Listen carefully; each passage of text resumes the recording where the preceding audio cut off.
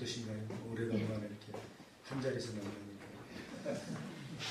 감사합니다. 혹시 그동안 조금이라도 미워하는 마음이 있으면 다 내려놓으시고 다 품어주시고 용서해 주시고.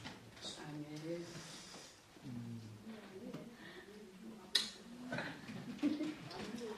어쨌든 저희 초청해 주셔서 감사하고요. 우리 목사님과 우리 성도님 진심으로 감사드립니다. 나름대로도 어려운 걸 결정하셨다고 생각이 듭니다. 어려운 가운데 그래도 그리스도 안에서 사랑으로 품어주시고 또 주의 몸된 같은 지체로서 함께 예배드릴 수 있게 돼서 진심으로 감사드립니다. 예, 저는 오늘 아까 김 목사님 잠깐 말씀 소개해 준 것처럼 여기 하이랑교 오기 전에 10여 년 정도 남원에서 목회하다가 1년 동안 안식년을 가지는 동안에 또 하나님께서 또 이곳으로 인도하셔서 또 하이랑교에 또 담임 목사 한 8개월, 9개월 정도 이렇게 섬기고 나갔습니다. 지금 가장 가까운 교회잖아요. 업기는 고다이기 때문에 가장 가까운 교회인데 또 이렇게 만나기가 또 많이 또 어려웠던 것 같습니다. 이제 한번 저희들이 왔으니까 또 오셔야 되죠. 꿈의 교사님도 또 하이랑교에 오셔서 함께 예배드리는 그런 또 귀한 시간 가졌으면 좋겠습니다. 오늘 말씀에 우리가 하나님의 자녀다라고 말씀합니다. 하나님의 자녀라는 것은 그리스도의 몸된 지체다라는 것입니다. 예수 그리스도께서 우리의 머리가 되시고 우리는 몸입니다. 몸의 각 지체다라고 말씀합니다. 그리고 이 교회를 하나님께서 핏값으로 사셨다라고 말씀하셨습니다. 주님의 십자가의 그 피로 세워진 교회가 우리의 욕심과 우리의 연약함 속에서 나누어져 찢겨지는 이런 현실 속에서 우리는 다시 이걸 회복하고 한 몸 되어가는 그런 교회로 우리가 세우고 가리라고 그렇게 가야 된다고 믿습니다. 예, 오늘 1절 말씀에 보라 아버지께서 어떠한 사랑을 우리에게 베푸사 하나님의 자녀라 일컬음을 받게 하셨는가 했습니다. 우리가 이 말씀을 읽을 때 그냥 무덤덤하게 읽을 수 있는 그런 말씀인데 이 말씀의 원어를 찾아보면은 이렇게 무덤덤하게 읽을 수 없는 그런 말씀입니다. 어떠한 사랑을 우리에게 주셨는가? 어떠한 사랑? 십자가의 사랑인데 이 어떠한이라는 이 단어를 죄송합니다. 이 원어의 포타포스라는 그런 단어를 사용했습니다. 그러니까 이 포타포스의 사랑을 하나님께서 우리에게 주셨다는 말씀입니다. 이 어떠한이라는 우리 한글로는 좀 표현하기 어려운 그런 단어인데 이 어떠한 속에는 우리가 뭐라고 표현할 수 인간의 언어로 표현할 수 없는 그런 놀라움과 감탄이 섞인 그런 단어가 어떠한이라는 단어입니다. 우리 이 한글로서 번역할 만한 마땅한 단어가 없어서 그냥 어떠한 그랬는데 이 어떠한이란 똑같은 단어를 마태복음 8장 27절에 사용합니다. 예수님께서 갈릴리 바다를 지나가실 때 그 배를 타고 가실 때 너무 피곤하셔서 주무셨어요. 주무시는 동안 그 바다에 큰 풍랑이 일어서 그 배가 뒤집힐 그런 상황에 빠졌습니다. 제자들이 예수님을 깨웁니다. 예수님. 빨리 일어나시고 우리 구해주세요. 그때 예수님께서 일어나셔서 바다를 꾸짖으셨다. 그랬어요. 바다를 꾸짖어 잠잠케 하셨다. 그 광풍과 풍랑으로 물결치던 그 바다를 예수님께서 말씀하시자 꾸짖으시자 잠잠게 되었을 때 그걸 바라보던 제자들이 뭐라고 말씀하냐면 마태복음 8장 27절 말씀에 이가 어떠한 사람인데 이 사람이 어떠한 사람이길래 바람과 바다도 순종하는가 라는 그 말씀. 말씀입니다. 바람과 바다가 예수의 명령, 그 말씀 앞에 잠잠해진 이유를 도대체 우리가 어떻게 이해할 수 있느냐라는 말씀입니다. 사람의 지식으로, 사람의 이론으로, 논리로서는 도저히 해석할 수 없는 일이잖아요. 사람으로서는 도저히 이해할 수 없는, 설명할 수도 없고 또 그것에 대해서 어떻게 뭐라고 표현할 수도 없는 이러한 단어를 쓸 때 제자들이 어떠하니라는 단어를 사용했다라는 것입니다. 오늘 이 요한 1서를 기록한 사도 요한도 마찬가지입니다. 아무런 자격이 없는 우리를 하나님께서 자녀 삼아 주셨다. 하나님의 자녀 삼아 주셨다. 그 하나님의 그 놀라운 사랑을 무엇으로 어떤 단어로도 다 담을 수가 없어서 이 요한은 어떠하니라는 단어로 하나님의 사랑을 표현하고 있다는 것입니다. 그 사랑은 인간의 그 어떤 언어를 초월한 그 사랑입니다. 우리 전라도 말로 말하면 뭐라고 해? 도대체 이거 어디 표현할 수가 없잖아요. 그러니까 하나님의 거시기 사랑. 그 깊이와 그 높이와 넓이를 도저히 인간의 언어로 말할 수 없기 때문에 그냥 우리 전라도는 거시기 사랑. 이게 어떠한 사랑이다라는 것입니다. 그 사랑을 하나님께서 우리에게 베푸셨다. 우리 옛날 대역성경에는 그 사랑을 우리에게 주셨다라고 이렇게 표현했는데 이 베푸셨다라는 단어도 그냥 그래 하나님께서 그 놀라운 사랑을 우리에게 그냥 주셨다라는 그런 의미인데 이 원어의 의미는 또 그렇지 않다라는 겁니다. 이 베풀다라는 의미 속에는 엄청나게 후한 아낌없는 풍부한이라는 그런 의미를 담고 있습니다. 이것은 언제 사용하냐면은 마치 하늘에서 비가 억수같이 쏟아지는 그 상황을 베풀다라는 그런 의미를 가지고 있습니다. 우리가 이제 이 자연이 굉장히 파괴되면서 게릴라성 폭우가 많이 내리잖아요. 갑자기 막 장대비 같은 그 비가 막 쏟아내리는 것 같은 그런 사랑을 하나님께서 우리에게 베풀어 주셨다라는 것입니다. 폭우가 쏟아질 때 여러분 우산으로 그거 막을 수 있어요. 비온 있는다고 해서 그걸 막을 수가 있어요. 그 게릴라성 폭우로 그 엄청나게 쏟아지는 그 폭우로 말미암아 우리의 온몸이 다 적시어 들어가는 것처럼 하나님의 사랑이 마치 이 소낙비와 같은 사랑으로 우리에게 임하셨다라는 것입니다. 여러분 그렇게 비가 몰아치는데 여러분 비 안 맞으려고 아무리 발버둥 쳐도 어때요? 우산으로 막고 비옷으로 감싸도 그 사랑이 그 비가 온몸을 적시는 것처럼 우리가 아무리 거부하려고 해도 아무리 우리가 그걸 거절한다 할지라도 하나님께서 그 넘치는 사랑으로 우리에게 베풀어 주셨다라고 말씀하고 있습니다. 그 사랑으로 저와 여러분 하나님의 자녀 삼아주셨고 주님의 몸된 교회를 세우셨습니다. 또한 우리가 그 자녀로 살아가도록 우리를 불러주셨습니다. 그래서 이 사도 요한은 이 1절 우리가 그냥 쉽게 읽을 수 있는 말씀이지만 자기의 인간의 언어로서 할 수 있는 그 표현할 수 없는 그 하나님의 사랑과 은혜를 보라. 이 보라라는 말도 이 보라라는 말도 이 1절 말씀 우리가 한번 이렇게 좀 해석하면 좋겠어요. 여러분의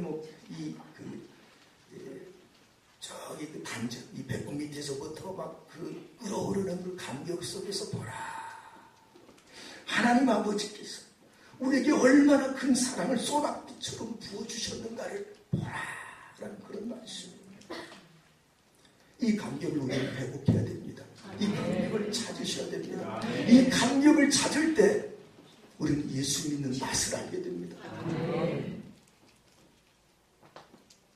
예수 믿는 맛이 얼마나 복된지, 예수 믿는 것이 얼마나 즐겁고 얼마나 감격스럽고 얼마나 행복한지 그 맛을 우리는 하나님의 사랑을 맛볼 때, 그 사랑을 깨달을 때 그 예수 믿는 맛을 우리는 깨닫게 된다라는 것입니다. 이 사랑을 우리로 하여금 깨닫게 하시고 알게 하시고 느끼게 하시는 분이 계시는데 그분을 성령 하나님이다 라고 성령 하나님께서 우리가 예수 그리스도를 영접할 때, 예수를 믿을 때 우리 안에 오십니다. 여러분 안에 하나님, 성령 하나님 계시잖아요. 성령 하나님이 오셔서 우리를 거듭나게 하십니다. 새 생명 주십니다. 죽었던 우리를 살리십니다. 로마서 5장 5절 말씀에 성령으로 말미암아 하나님의 사랑이 우리 마음에 부음바 되셨다라고 말씀합니다. 그 하나님의 아낌없는 그 풍성한 사랑이 성령 하나님을 통해서 우리에게 쏟아 부어주셨다라고 말씀합니다. 이 사랑을 받을 수 있는 여러분 되시길 바랍니다.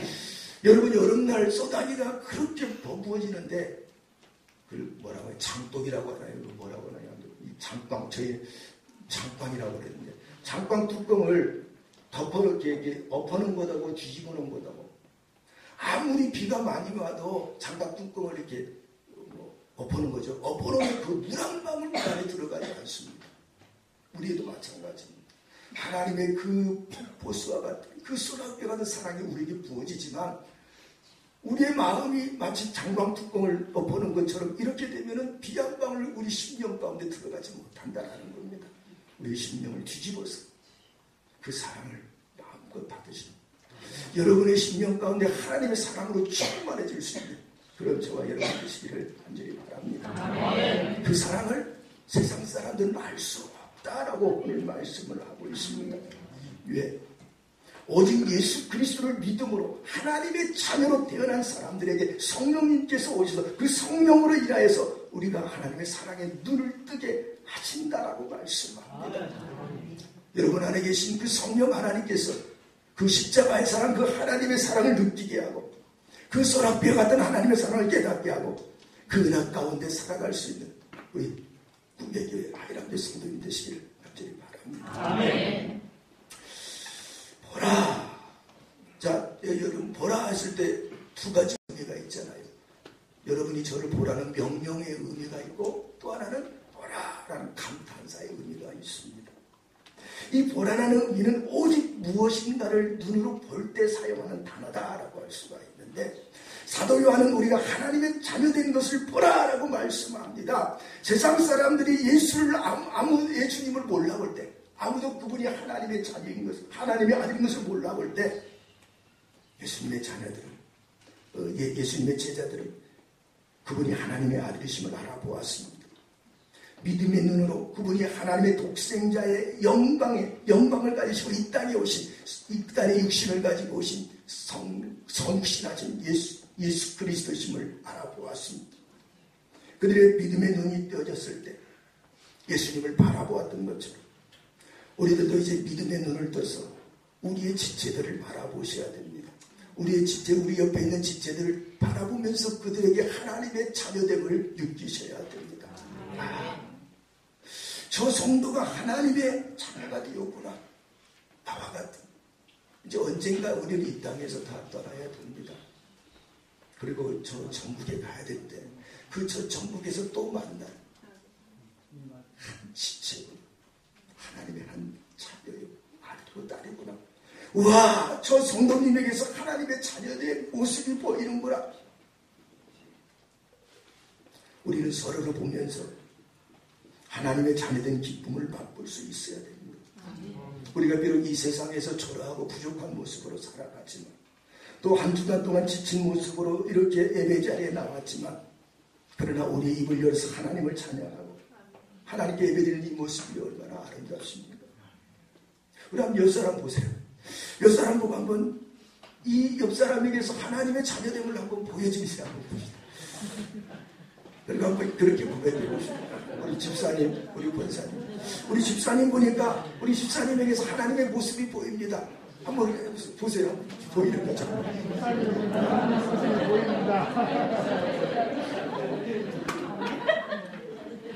네.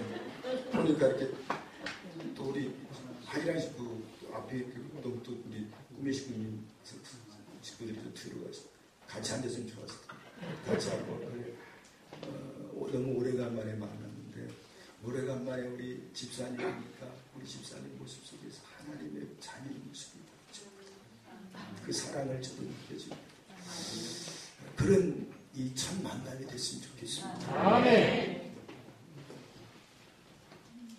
우리가 하나님의 자녀라는 이 정체성, 이 자존감을 가지고 이 땅에 우리는 살아야 되는데, 이런 하나님의 자녀로서 살아야 될 두 가지 모습을 오늘 성경이 말씀하고 있습니다. 세상 사람들과는 달라야 됩니다. 세상 사람과는 다른 하나님의 자녀로서 두 가지 정체성, 그 모습을, 첫 번째는 우리에게 이 세상 사람들이 알 수 없는 특별한 소망을 가지고 있다라고 말씀합니다. 2절 말씀 한번 읽어봅시다. 2절 시작. 사랑하는 자들아, 우리가 지금은 하나님의 자녀라. 장래 어떻게 될지를 아직 나타내지 못하겠으나 그가 나타나시면 우리가 그와 같을 줄을 아는 것은 그의 참모습 그대로 볼 것이기 때문이니. 여러분, 우리 주님 다시 오심을 믿습니까? 주님 다시 오십니다. 분명히 다시 오십니다. 그때 우리는 그분의 참모습을 볼 것이다 라고 말씀합니다. 우리가 사랑하는 그 예수님, 그 주님을 우리가 우리의 눈으로 직접 보게 되어진다라는 것입니다. 그리고 또한 그 주님이 오실 때 우리도 그와 같이 될 것이다 라고 말씀합니다. 예수 믿는 우리들도 주님과 같이 될 것이다 라고 말씀합니다. 우리가 신이 된다는 그런 말씀이 아니라 우리의 부활의 첫 열매가 되신 그 예수 그리스도, 영원히 썩지 아니하시고 영원한 그 부활의 몸을 우리도 입을 것이다 라고 말씀을 하고 있습니다. 우리에게 이 소망이 있습니다. 이 소망은 죽은 소망이 아니라 산 소망입니다. 살아있는 소망입니다. 우리가 다시 언젠가는 주님을 만날 것이고, 그 주님을 만날 때 우리의 이 육신, 이 썩어진 육신이 아닌 영원한 그 부활의 몸으로 주님을 다시 만날 그 소망이 우리에게 있다라는 것입니다. 이 소망을 가지고 살아가는 우리이기 때문에 우리가 이 땅에서 이 땅에서 두 발을 딛고 살아가는 동안 우리의 마음 자세가 달라야 된다라고 말씀합니다. 사람은 비전만큼 산다. 비전만큼 산다는 말씀. 우리가 어떤 꿈을 가지고 어떤 목적을 가지고 있느냐에 따라서 우리가 우리의 삶을 대하는 자세가 달라질 수밖에 없습니다. 저와 여러분은 거룩한 산 소망을 가진 하나님의 자녀이기 때문에 하나님의 자녀로서 이 세상과는 다른 삶을 사는 것이 우리를 부르신 하나님의 뜻이요 하나님의 부르심이다라는 것입니다. 우리는 거룩하고 영광스러운 주님을 만나 그와 같이 된다는 이 소망을 가진 사람들입니다. 그래서 오늘 3절 말씀에 주를 향하여 이 소망을 가진 자마다 그의 깨끗하심과 같이 자기를 깨끗하게 하시니라 라고 말씀합니다. 자기를 깨끗해.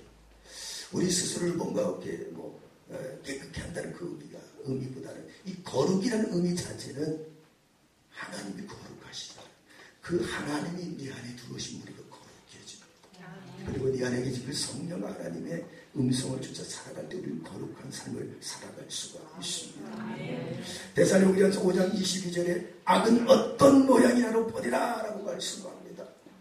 우리가 이 육신을 가지고 이 세상을 살아가면서 얼마나 많이 이 죄와 타협하고 적당하게 변명하며 살아가잖아요. 그게 어쩔 수 없는 우리 연약함이지만 그럼에도 불구하고 다시 일어서서 주님 바라고 회개하고 주님 또 바라보며 주님 닮아가는 그런 삶을 통해서 우리 속에 하나님의 거룩한 나라가 이루어지는 그런 복된 저와 여러분 되시기를 바랍니다. 우리가 주님을 닮아가고 그래서 이 땅의 빛과 소금으로 살아가야 될 그 사명을 가지고 우리가 살도록 하나님께서 우리를 불러주셨다라는 것입니다.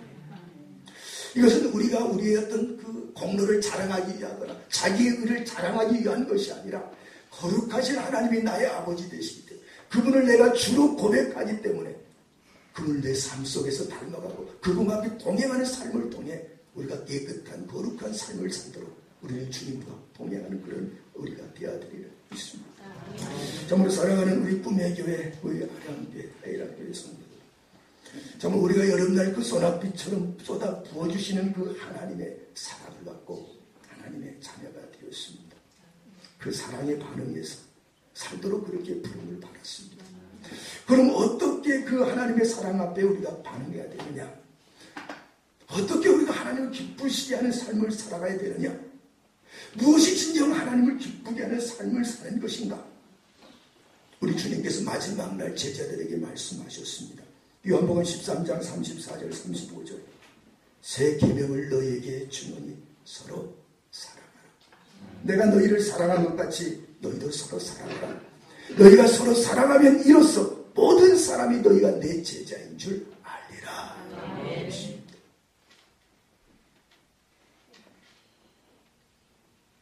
주님께서 이 땅에 세우고 싶어하는 그런 교회가 과연 어떤 교회일까?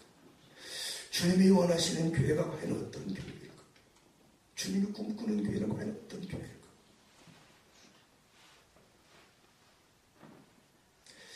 샴쌍둥이라는 이런 그쪽 용어로는 결합상생아라고 그럽니다. 그러니까 태어났는데 쌍둥이로 태어났는데 신체 어느 일부분이 붙어서 태어나는, 그러니까 두 사람이면서 함께 움직여야 되는 한 몸이다. 이런 분들을, 이런 아이들을 샴쌍둥이다라고 그럽니다. 이 샴쌍둥이가 두 몸인지 한 몸인지를 알 수 있는 방법이 있다고 그럽니다. 그러니까 이 머리가 붙어 있든지 아니면 보니까 어깨가 붙어 있든지 가슴이 붙어 있든지 이렇게 붙어 있는데 다 이렇게 머리도 있고 다 몸도 있고 발도 다 있습니다. 그럼 이 샴쌍둥이 한쪽 그 머리를 탁 때렸을 때 맞은 그 아이는 아플 거 아니에요. 그럼 아프면 찡그리고 울면은 그 옆에 있는 또 다른 그 쌍둥이가 같이 아파하면 한 몸이고, 그 울면서 그 아파하는 그 모습을 보면서 박수치면 그건 두 몸이다라고 합니다.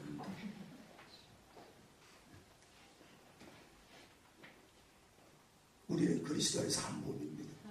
그리고 지금은 이렇게 둘러나가졌지만, 그래서 우리가 샴쌍둥이처럼 우리 꿈의 교회가 아픈 일, 슬픈 일 당할 때 함께 아파하고 함께 기뻐할 때 함께 기뻐하면 그리스도는 한 몸이고, 슬프고 아픈 일 당할 때 속으로 좋아하고 기뻐하면 그건 두 몸이거든요. 이제 우리 목사님과 우리 성도님들이 참으로 귀한 이 함께 드리는 예배를 통해서, 한 몸 예배를 통해서 우리가 이제 첫 손을 잡았습니다.